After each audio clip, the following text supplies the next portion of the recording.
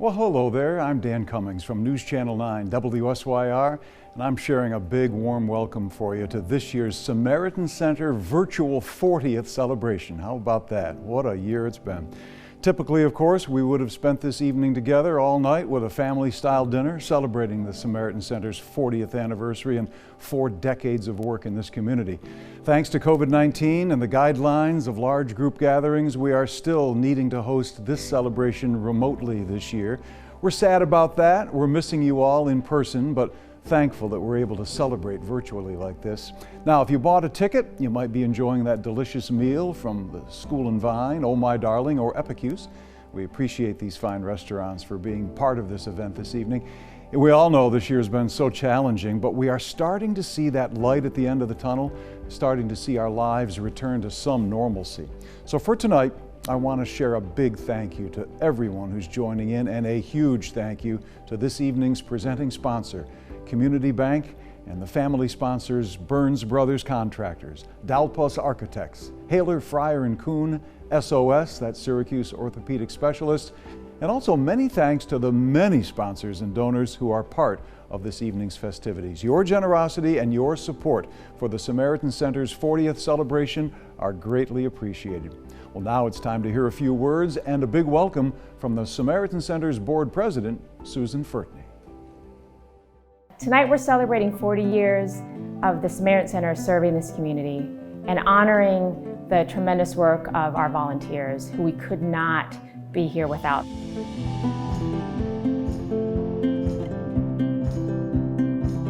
The Samaritan Center is really a place of hope.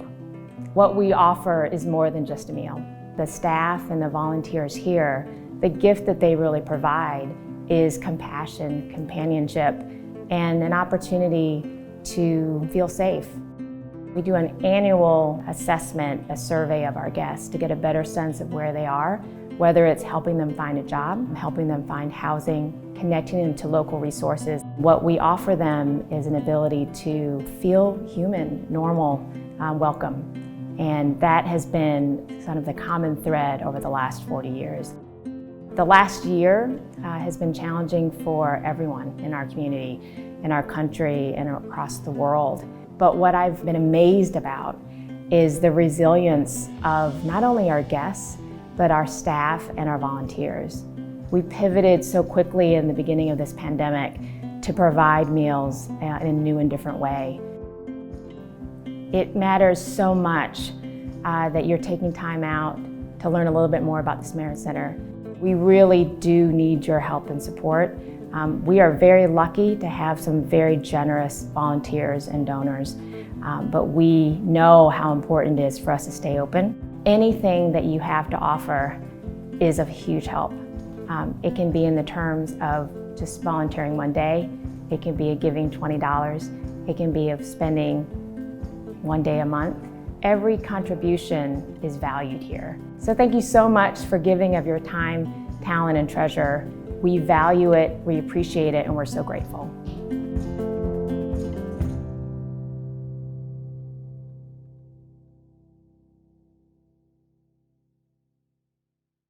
The Samaritan Center had its humble beginnings in Syracuse, New York in 1981. In the late 70s and early 80s, there was a noticeable increase in people on the city streets struggling to find food. At that time, 7 local churches came together to provide daily bagged lunches for those in need. With the help of a small group of volunteers, the bagged lunches became available 7 days a week at St. Paul's Episcopal Church on Montgomery Street. The church opened its doors because of its central location in the city. On the first day, 20 individuals came for help, and so the Samaritan Center was born. As the program grew, many churches, service clubs, and individuals joined in. Even though the initial concept had expanded, there were many financial struggles in the 80s that kept Samaritan Center from reaching its potential. Despite these challenges, they continued serving meals and relied on whatever help they received through this difficult time. In 1986, the Samaritan Center hired its first employee, and the meal program expanded to include one hot meal a day. The word was getting out. The volunteer base started to grow.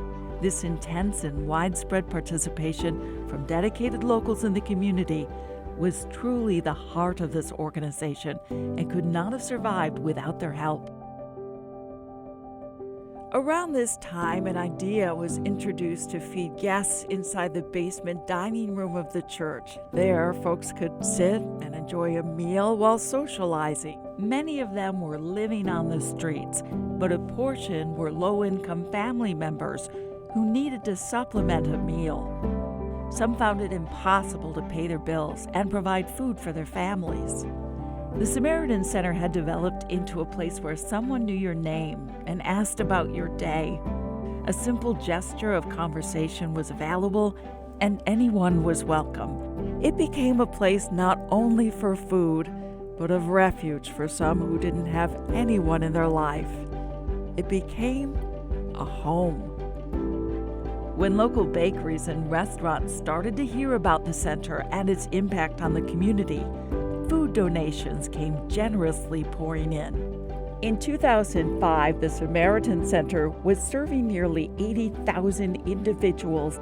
What started as a free bag lunch program had now prospered into a full, hot, nutritious meal program, 365 days a year for those in need. In 2015, the Samaritan Center opened its door at the former St. John the Evangelist Church. This large, beautiful dining area made it possible to expand the program even more. The gorgeous open space and high ceilings created a welcoming feeling for guests and volunteers alike. 2 meals are served daily, with the center feeding more than 100,000 people a year. Samaritan Center now operates with the help of 1,500 volunteers monthly and works with over 80 community organizations to continue to move the mission forward. It had grown into an independent organization with staff and volunteers unaffiliated with any faith and embracing all faiths. Samaritan Center has added additional programs to address the needs of its guests, such as basic need items and toiletries, diapers, warm weather gear, and starter kits for homes without towels and bed sheets. Even toys are available for children around the holidays. Direct assistance is available to help with job interviews, building resumes, establishing affordable housing. These services help provide resources for hope and an opportunity for a better future. While the guests of the Samaritan Center share the common thread of poverty, their voices are as diverse as the reasons for stopping in for a meal. People with advanced degrees break bread with others who never graduated high school.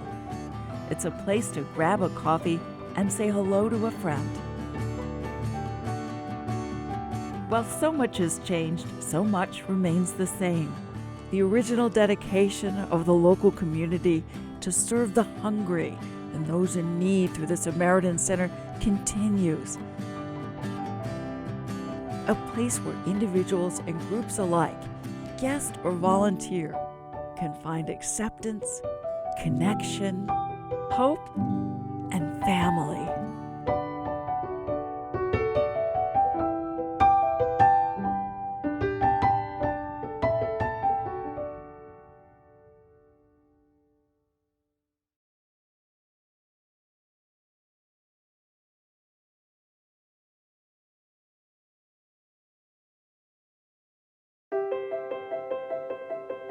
I think when people sometimes think of a soup kitchen, they think of sort of this sad, overwhelming idea, and this is a beautiful, fun, lively place. What we do is create a place where people find family, where they find hope, where they find opportunity.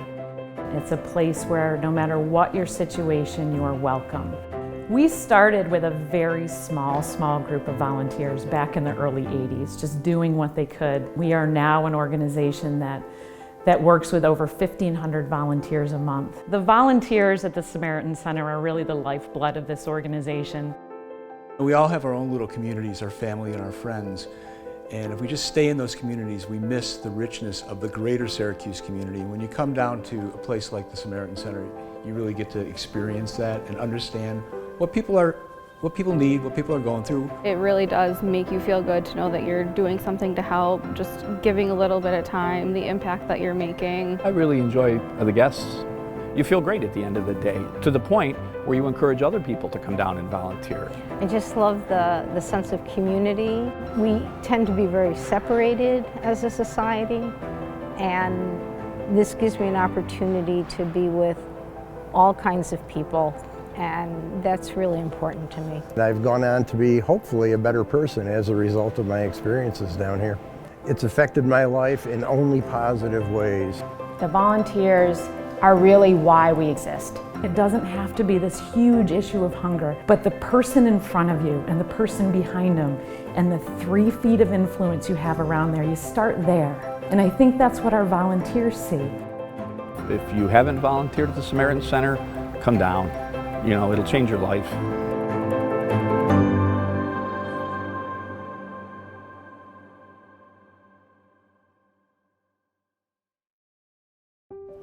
My name's Peter Derenbacher. On behalf of the Samaritan Center Board, I want to thank you for participating in tonight's virtual event. Also want to report that we've raised over $100,000 this past week through our Giving Day on Monday and through your generous support throughout the week and your support of this virtual event. We want to thank our many, many volunteers who donate their time, their energy, and their talents here at the Samaritan Center. I also want to thank Mary Beth and her talented staff for the tireless work that they do every day, meeting the needs of so many in our community. We're hoping that next year we get to do this in person and we can see Dan Cummings and everybody else together in person and celebrate the wonderful work of the Samaritan Center. But till then, stay safe and continue to keep the Samaritan Center in your thoughts and prayers, and we appreciate your support.